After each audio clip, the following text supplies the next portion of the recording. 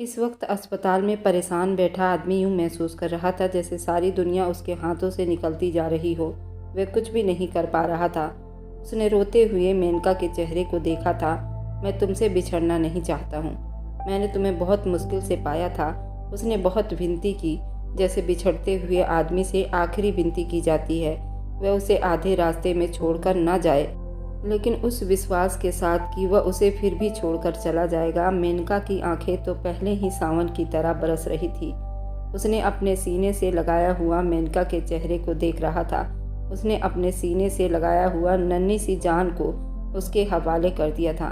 हमारा सफ़र बस यहीं तक था। ईशांत, अगर कोई भी गलती की हो तो मुझे माफ़ कर देना। उसके चेहरे की रंगत अब पीली पड़ती जा रही थी और होंठ बराबर कांप रहे थे। तकलीफ की हद उसे चेहरे पर अजीब सी लहर बिखेरे हुए थी, जो उसे और ज़्यादा मजबूर बना रही थी। कोई भी नहीं जानता था उस वक्त वह किस हाल से गुजर रही है। अपने हाथ से अपनी मोहब्बत को जाता देखना इतना आसान तो नहीं होता। और फिर वह जिसके लिए उसने ज़िंदगी की बाजी लगाई थी, उससे भी छोड़कर जा रही थी। अपने बेटे के माथे पर किस करते हुए उसने उस नन्हे जिस्म को ईशांत के हवाले किया था और आंखें बंद कर रही थी। तभी कमरे में डॉक्टर दाखिल हुए थे। ईशांत जल्दी डॉक्टर की तरफ बढ़ा था। डॉक्टर जी, कोई तो हल होगी, मेरी मेनका को बचाना है। इससे पहले कि वह अपनी बात पूरी करता, जब डॉक्टर तेजी से मेनका की तरफ बढ़े थे, जिसकी गर्दन एक तरफ को लुढ़क चुकी थी। उसे बस कुछ मिनट के लिए उसके विनती पर ईशांत से मिलने दिया गया था, वरना उसकी कंडीशन बहुत ख़राब थी। डॉक्टर ने जल्दी इंजेक्शन मास्क उसके चेहरे पर लगा दिया। मशीनों में लहरें हिलती हुई महसूस होने लगी। डॉक्टर ने उससे विनती की थी वो बाहर चला जाए, और वह उसके जिस्म पर एक आखिरी नज़र डालकर वह बाहर चला आया, जहां मीनाक्षी देवी चेयर पर बैठी हुई थी। दरवाजे के आगे खड़ी माला देवी भगवान की माला जाप करते हुए होठों के साथ बड़ी बेचैन दरवाजे को देख रही थी। मुझे बताओ ईशांत बेटा, मेनका कैसी है? उन्होंने बेताबी से पूछा, लेकिन उसके पास तसल्ली भरा शब्द नहीं था। उसने नरमी से उनके कंधे पर हाथ रख दिया।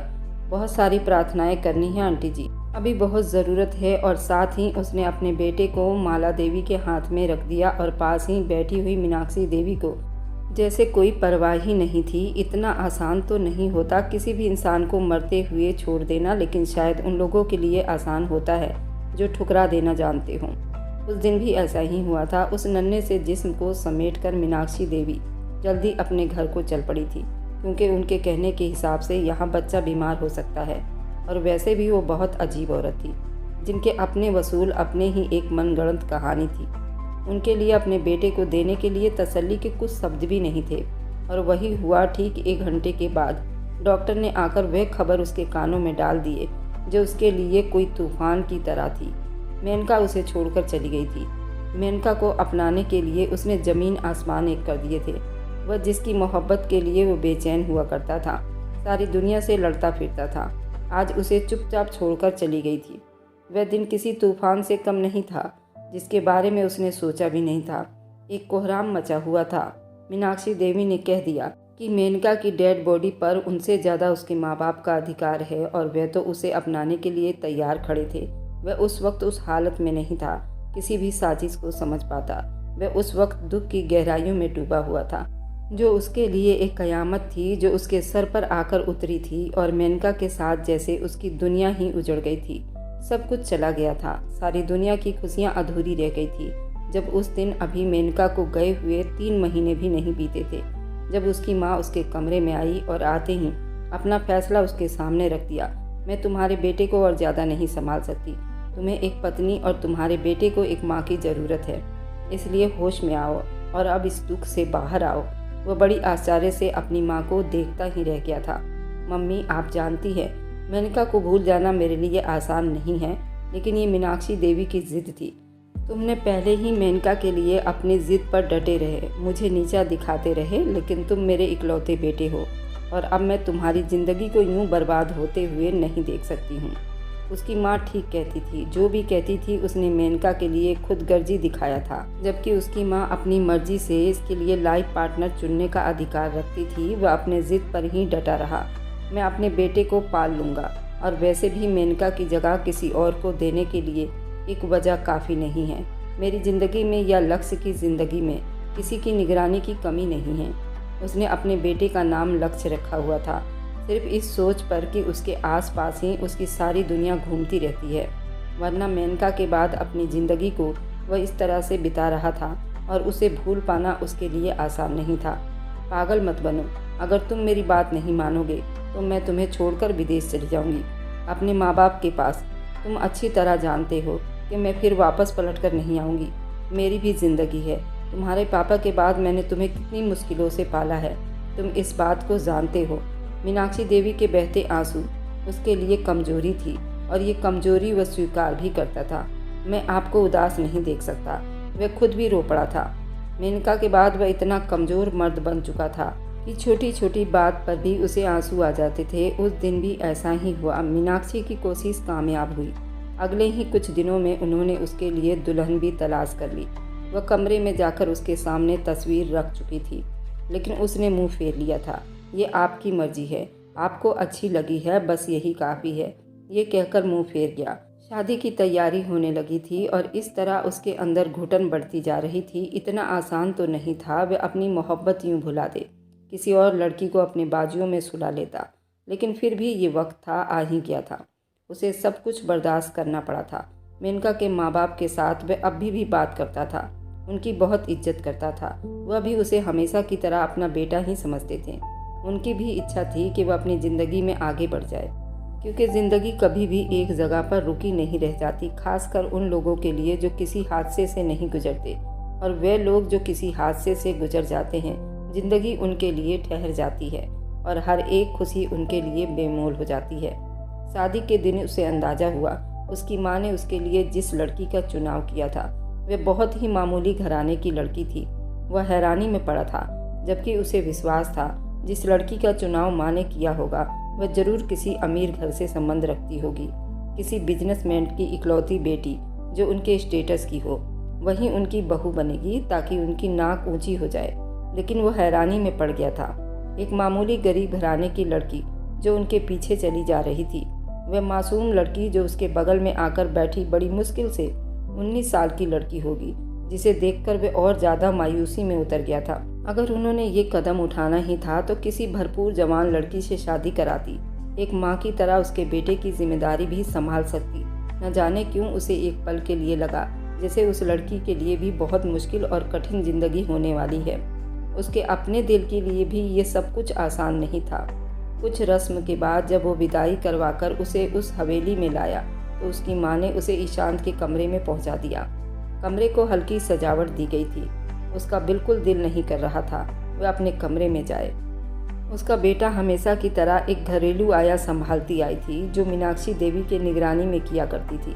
रात को वो बच्चा दादी के पास रहता और खुद भी अपने बेटे की जिम्मेदारी से परहेज करती थी। लेकिन उस दिन उसके कदम तकलीफ से भरे हुए थे। उसने कमरे का दरवाज़ा खोला तो वो मासूम जिस्म उसके सामने ही बिस्तर पर अपनी पूरी खूबसूरती के साथ इंतजार में थी। वह हैरानी में पड़ गया, समझ ही नहीं पा रहा था कि उस लड़की को कौन से सपने दिखाए। वह खुद ही मेनका की याद में तड़प रहा था। वह उसके सामने बैठ गया। जब उस लड़की ने अपनी बड़ी बड़ी सुनहरी आंखें उठाकर उसे देखा था, उस दिन वह पहली बार उसे देख रहा था जो अब उसकी धर्मपत्नी थी, जिस पर वह अधिकार रखता था। देखो, मैं नहीं जानता कि तुमने किस नीयत से इस आदमी के लिए हाँ की थी, लेकिन ये सारा का सारा मेरी माँ का फैसला था। मैं अपनी पहली पत्नी मेनका को कभी नहीं भुला सकता। मेनका मेरी पहली मोहब्बत और आखिरी मोहब्बत है। मेरे लिए मेरी पहली पत्नी काफ़ी है मेरी यादों के लिए। तुम यहाँ सिर्फ और सिर्फ मेरे लक्ष्य के लिए लाई गई हो, इसलिए ठीक होगा मुझसे कोई उम्मीद भी मत रखना। उसने नज़रें उठाकर अपने सामने बैठे उस हैंडसम से नौजवान आदमी को देखा था, जिसके चेहरे पर बहुत गंभीरता के साथ साथ दुख भी फैला हुआ था। उसे एक पल के लिए बड़ा गर्व हुआ था उस लड़की की मोहब्बत पर, जो मरने के बाद भी उसके दिल में अमर होकर रह गई थी। उसने अपनी बड़ी बड़ी आंखों को झुका लिया। वह बहुत ही चंचल लड़की थी, जिसके माँ बाप ने अपनी मर्जी से उसका रिश्ता तय किया था। जिस दिन मीनाक्षी देवी उनके घर जाकर रिश्ता मांग रही थी, वह दिन उसकी खुशकिस्मती का दिन था। वह तो अपनी माँ की जुबान से ये सब सुनकर हैरान रह गई थी कि हवेली के राजकुमार के लिए उसका रिश्ता आया है और वह इकलौता है जिसके बारे में वो पहले से जानती थी। उसकी पत्नी की मृत्यु हो गई है, लेकिन उसे अंदाज़ा नहीं था कि वह इतना हैंडसम राजकुमार अब उसके किस्मत में लिख दी गई है। जिसकी तमन्ना उसने कभी अपने सपने में भी ना की थी। राजकुमार जी, मैं खुद को हमेशा लक्ष्य तक ही अपनी औकात रखूंगी। मुझे आपसे कुछ भी नहीं चाहिए। अभी कुछ देर पहले मीनाक्षी देवी ने उसके साथ जो घटिया व्यवहार अपनाया था, वह अभी तक भूली नहीं थी। जब वो सेज सजाकर सपनों के शानदार महल पर विराजमान हुई थी, जिसे वह सिर्फ और सिर्फ सपना समझ रही थी, तब मीनाक्षी देवी ने खींचते हुए उसे जमीन पर गिरा दिया था। उनका असल मकसद यही था। मेनका से जब ईशांत ने अपनी मर्जी से शादी की थी, तभी उन्हें अंदाजा हो गया था कि उसकी मनपसंद कोई भी घमंडी औरत उसके बेटे को मिनटों में खींचकर उनसे दूर ले जाएगी। वह मेनका की मोहब्बत में पूरा डूबा हुआ था, जबकि उसने कभी न माँ की इज्जत में कोई कमी की थी। चारवी बहुत ही सुलझी हुई लड़की थी, लेकिन तब हालात कुछ और थे, और अब अगर उन्हें अपनी मर्जी की बहू लाना उनके किस्मत में थी, तब एक ऐसी लड़की को लेकर आई थी जो सारी जिंदगी उनके इशारों पर नाचती रहती, और उन्होंने उसे जोर से दबोचते हुए उसे अच्छी तरह अपने आप को मिला चुकी थी। इस घर में उसकी हैसियत सिर्फ एक नौकरानी और लक्ष्य की आया जितनी होगी, उससे ज़्यादा नहीं। वह खुद को लक्ष्य की केयर टेकर समझे तो उसके लिए ठीक होगा, और हम दोनों के बीच हुई कोई भी बात ईशांत के सामने दोहराई तो इस घर में तुम्हारा आखिरी दिन होगा। वह चुपचाप बैठी रह गई। वह औरत गिरगिट की तरह रंग बदल चुकी थी। वह तो कोई और औरत थी जो उनके घर रिश्ता लेकर गई थी। ये अपने दौलत के आड़ में डूबी हुई औरत, जिसे देखकर वह सिर्फ दुख और दर्द से उसने अपने आंसुओं को अपने गले में उतारा था। उससे ज़्यादा उसे किसी चीज़ की परमिशन नहीं थी। वह चुपचाप रह गई। ये बात उसने अपने होठों पर कभी लाने की कोशिश नहीं की। अब जब ईशांत राजकुमार ने उसके सामने ये कह दिया कि उसकी मोहब्बत उससे कभी दूर नहीं होगी, तो उसने अपने मन को मार लिया। एक पल में उसने अपनी इज्जत को एक तरफ करते हुए अपने आप को उस आदमी के लिए सौंप चुकी थी। वह हैरान था। उस लड़की को देखता रहा जो खुद ही बेड से उतर गई, जैसे इस सब पर उसका कोई अधिकार न हो। उसे दुख हुआ था, लेकिन उस आदमी की मोहब्बत के सामने ये दुख कुछ भी नहीं था। फिलहाल तुम लक्ष्य के कमरे में अपना सोने का इंतजाम कर लो, क्योंकि तुम पर लक्ष्य की जिम्मेदारी सौंपी गई है। वह चुपचाप अपने कपड़े चेंज करने के बाद अपने कमरे से निकल गई, अपनी खुशबू का वह एहसास छोड़कर जो कुछ देर तक उस आदमी को अपने घेरे में लिए खड़े रहा। वह सोच भी नहीं सकता था वह इतनी आसानी से मान जाएगी। वह सुनहरी आंखों वाली लड़की रोते हुए शब्दों पर कंट्रोल कर गई। न जाने कितने सपने सजाकर आई होगी। एक पल में उसके सारे सपनों को मलियामेट कर दिया था। जिंदगी इतनी आसान नहीं होती जितनी हम समझ लेते हैं। इस सजे हुए बेड पर वह लेटा तो सारे एहसास फिर से जागते चले गए। वह रात कभी भूल नहीं सकता था जिस दिन मेनका दुल्हन बनकर उसके सपनों में सिमटी हुई थी। उसने झुकते हुए मेनका के होठों से होठों को जोड़ा था और एक कयामत उन दोनों के जिस्म पर चलने लगा था। मैं सोच भी नहीं सकता था कि मैं तुम्हें पालूंगा। मीनाक्षी देवी से जीतना इतना आसान नहीं था, इसलिए उसने कह दिया और जरा सा मुस्कुराते हुए उसे देखती रह गई। लेकिन मैं सोच सकती थी, क्योंकि मैं आपसे मोहब्बत करती हूँ, उसने बड़ी खुशी से कह दिया, और उसकी खुशी पर वह अपने आप को लुटाता चला गया। मैं तुमसे मोहब्बत करता हूँ, इतनी मोहब्बत कि मैं तुम्हें कभी खुद से दूर करके किसी और के हवाले खुद को नहीं कर सकता। अनगिनत वादा करते हुए वह खुद को मेनका की मोहब्बत में भिगोता चला जा रहा था। मेनका उसकी मोहब्बत में बहती चली जा रही थी। उसकी रग रग पर अपनी मोहब्बत की मोहर रखते हुए वह उसे एहसास दिला रहा था वह उसके लिए कितनी खास थी। मीनाक्षी देवी मेनका को अपने घर में कभी भी स्वीकार नहीं करती थी। वे कभी भी इस ऐसी लड़की को स्वीकार नहीं कर सकती थी जो सिर्फ उनके बेटे की पसंद हो।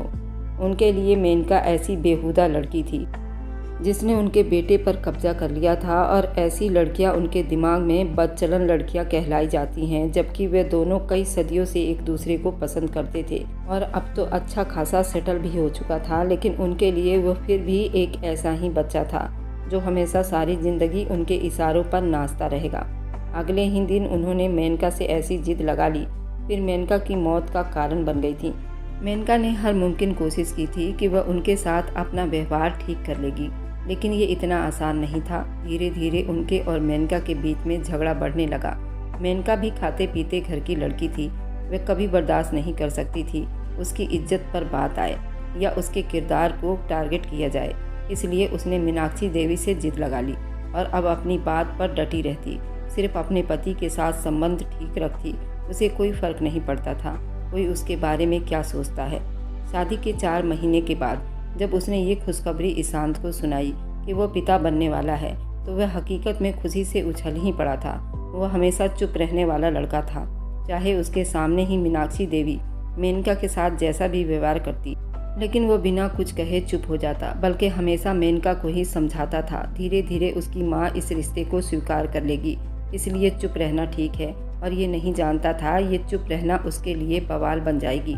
कभी कभी हम हद से ज़्यादा खुदगर्ज हो जाते हैं और ये खुदगर्जी हमारे रिश्ते को निगल जाती है। उसने मेनका की सारी जिम्मेदारी मीनाक्षी के कंधों पर डाल दी थी, और मीनाक्षी तो चाहती यही थी कि प्रेगनेंसी के बाद उन्होंने मेनका पर पूरा कब्जा कर लिया। घर का काम करते रहना, नहीं तो डिलीवरी में बहुत सारी परेशानी आ जाएगी। उसके बाद मीनाक्षी देवी ने उसके खाने पीने पर रोक लगा दी। ये नहीं खाना, वो नहीं खाना, ऐसे नहीं बैठना, वैसे नहीं बैठना, और कहीं भी आने जाने पर कंट्रोल कर दिया कि मेनका घुट घुट कर जीने लगी थी। कुछ दिन तो वह इस बात को लेकर लड़ाई झगड़ा करती रही।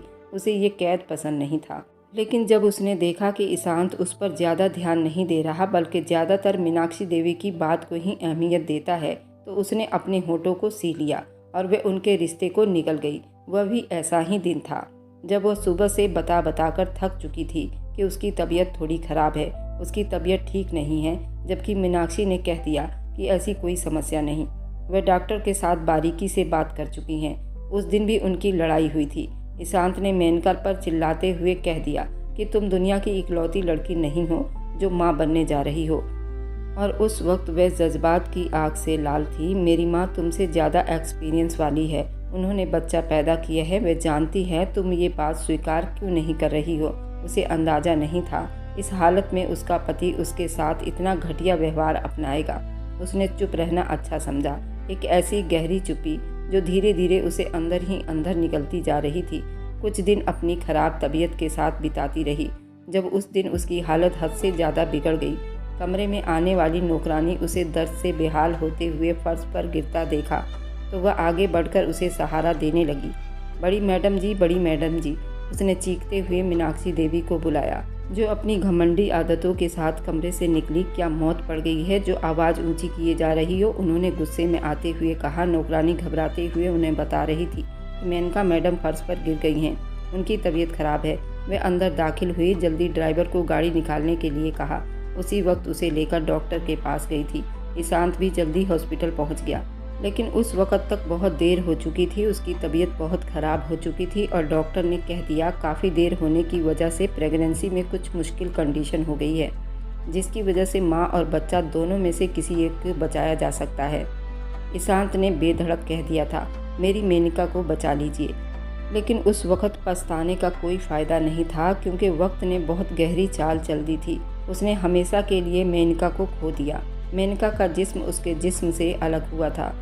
अब उसे अच्छी तरह अंदाज़ा हुआ था कि उसे मेनका की जिम्मेदारी किसी और के हाथों में नहीं सौंपनी चाहिए थी, लेकिन उसके बाद भी उसने खुद को ये कहकर तसल्ली में कर लिया कि वो मीनाक्षी देवी उसकी माँ हैं और सबसे बढ़कर एक औरत हैं। वो कैसे किसी भी औरत का बुरा चाह सकती हैं। शायद किस्मत को ऐसा ही स्वीकार था, और इस तरह हमेशा हम अपनी खुदगर्जी की हद पार कर लेते हैं। सारा इल्ज़ाम किस्मत के ऊपर डाल देते हैं, जबकि ये सारा धोखा था। भगवान हमें दौलत देता है, लेकिन हम अपनी खुदगर्जी का शिकार खुद बन जाते हैं, और उसके बाद हमारे पास सिर्फ पछतावे के अलावा कुछ नहीं रह जाता। और उसके साथ भी कुछ ऐसा ही हुआ था। मेनका के तरफ से भी वो ऐसा ही कह रही थी। उस दिन चारवी उसके कमरे से चली गई और खुद को लक्ष्य के एक आया के रूप में समझने लगी थी।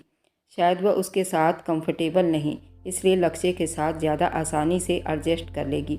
चारवी पर मीनाक्षी देवी का कब्जा था। चारवी देवी ने बड़ी सख्ती से मना कर दिया था। उनके बेटे की ज़िंदगी में ज़्यादा ताका झाकी की ज़रूरत नहीं।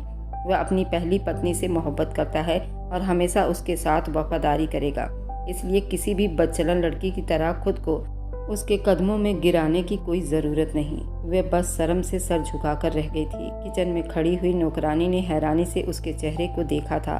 उसे दुख हुआ था, एक लड़की की तरह उसके भी इच्छा थी वह जिस आदमी के साथ ब्याही गई है वह उसके साथ प्यार भरे बंधन की शुरुआत करे, लेकिन शायद ये उसके किस्मत में नहीं था।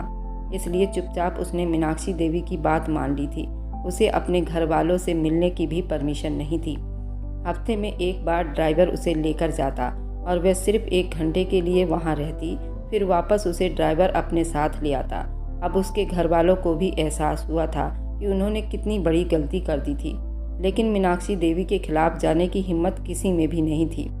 धीरे धीरे मीनाक्षी देवी ने पूरी तरह उसे अपने कब्जे में करना शुरू कर दिया। उनकी पसंद का पहनना, उनकी पसंद के हिसाब से रहना, घर के सारे काम काज, यहाँ तक उनके पसंद के हिसाब से बोलना।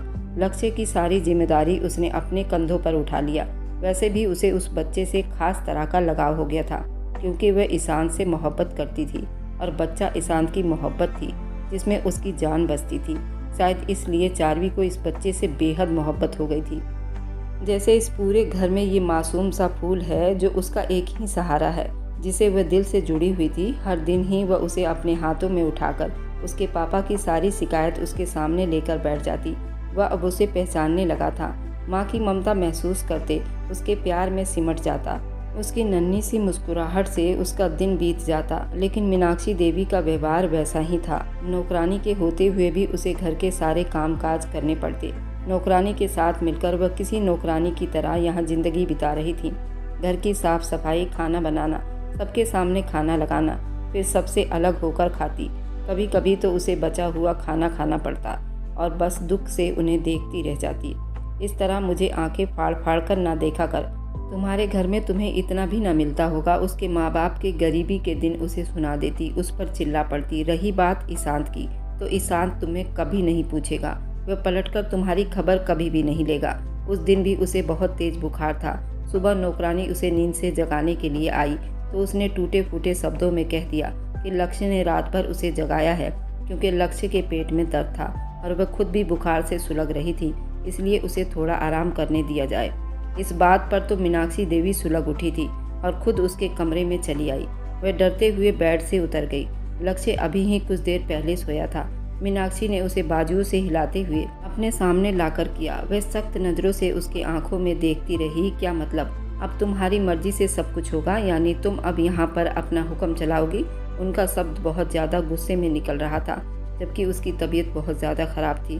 मुझे हाथ लगाइए, मुझे बहुत तेज़ बुखार हो रहा है, प्लीज़ मुझे थोड़ी देर आराम करने दो, वरना मेरा सर दर्द से फट जाएगा, उसने बहुत ही विनती भरे शब्दों में कहा था। लेकिन मीनाक्षी देवी के दिमाग में तरस नाम के शब्द नहीं थे, वह भी खास तौर उस लड़की के लिए जो उनके बेटे की पत्नी बनकर यहाँ आई थी। यहाँ तुम इतनी हैसियत नहीं रखती, ये चोंचले तुम किसी और को दिखाना। तुम क्या समझती हो, तुम्हारी बीमारी का सुनते ईशांत तुम्हारी खबर लेगा? तो ये सब अपने दिमाग से निकाल दो, ये सिर्फ तुम्हारी भूल है। मीनाक्षी देवी ने बहुत गुस्से से उसके मुंह को दबोच रखा था और जो मैं कहती हूँ वैसा करो। वह आंसुओं से भरी आंखों को लिए उस औरत को देख रही थी। वह औरत उस वक्त बहुत कमज़ोर हो जाती है जब ससुराल में उसका पति उसका नहीं रहता।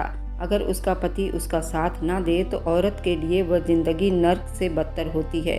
और जो आदमी अपनी पत्नी का साथ दे उसे कभी भी किसी के सामने सर झुकाकर बात नहीं करनी पड़ती। 1 मिनट से पहले मुझे हवेली में नजर आओ, क्योंकि ईशांत अगर घर पर है और वह जिम गया हुआ है, उसके आने से पहले तुम्हें घर का सारा काम समेटकर उसकी नज़रों से दूर हो जाना है। मीनाक्षी देवी हमेशा यही कोशिश करती थी, कभी भी ईशांत की नज़रों में वह ना आए। वह कम ही एक दूसरे के सामने आते थे। वह चुपचाप बाहर चली आई। उसने अपने हाथों से मीनाक्षी देवी का नाश्ता बनाया, नौकरानी के साथ मिलकर पूरी हवेली की सफाई की। खुद उसने 1 कप चाय के साथ 2 फैन खाए थे। शायद खाली पेट दवा लेने की वजह से भी उसकी तबीयत खराब हो रही थी। इस वक्त वह किचन में ही खड़ी थी जब नौकरानी ने अंदर झाँक कर कहा, छोटी मैडम जी, साहब जिम से आ गए हैं। मैं कमरे में मीनाक्षी देवी को दवा देने जा रही हूँ, तो आप साहब के लिए चाय बना लो। उसका दिल चाहा कि मना कर दे, लेकिन समस्या ईशांत की थी, इसलिए वो मना नहीं कर पाई। वह उसकी पत्नी तो थी, जिस आदमी के साथ उसकी पत्नी बनकर आई थी। जज्बात उसके तरफ खुद ब खुद कदम बढ़ने लगते हैं, चाहे उन्हें मोहब्बत मिले या न मिले। वह भी चाहती थी कि वह ईशांत के सारे काम अपने हाथों से करे। उसने चाय बनाई, लेकिन उसका सर बराबर दर्द कर रहा था। नौकरानी को उसने इशारा करके बुलाया और फिर चाय बाहर ले जाने के लिए कहा। ईशांत साहब 1 कप चाय पीने के बाद थोड़ा आराम करते थे और वह भी घर से बाहर बने गार्डन में। वहाँ से वापस आने के बाद ही वह खाना खाते थे। वह उस वक्त कमरे में नहीं था जब नौकरानी साइड टेबल पर उसकी चाय रखकर वापस चली आई। सर के दर्द से वो बिल्कुल बेहाल थी। 2 कदम घसीटते हुए अपने कमरे में आ गई। थोड़ी देर में लक्ष्य भी दोबारा उठने वाला था। और दोबारा उसे आराम का मौका नहीं मिलना था, क्योंकि अगर ईशांत घर पर था तो उसके आगे की कहानी बहुत दिलचस्प रहने वाली है। क्या ईशांत और चार्वी के बीच मोहब्बत हो पाएगी? क्या मीनाक्षी देवी की असलियत ईशांत को पता चल पाएगा? क्या कभी चार्वी अपनी मोहब्बत का ईशांत से इजहार कर पाएगी या नहीं? इस कहानी को पूरा देखने के लिए आप इसका दूसरा भाग ज़रूर देखें। बहुत दिलचस्प रहने वाली है ये कहानी। और मेरी वीडियो आप लोग जहाँ कहीं से भी देखते हैं, कमेंट में अपने शहर और राज्य का नाम ज़रूर बताएं।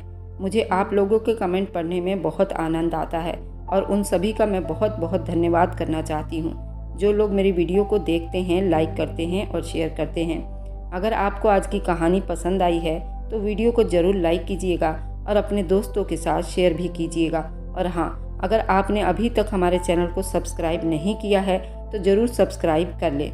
मिलते हैं हम अपनी कल की एक और नई दिलचस्प कहानी के साथ। मुझ पर सदा अपना प्यार और स्नेह बनाए रखें। सभी को मेरा प्यार भरा नमस्कार। दोस्तों, खुश रहें, स्वस्थ रहें, मस्त रहें।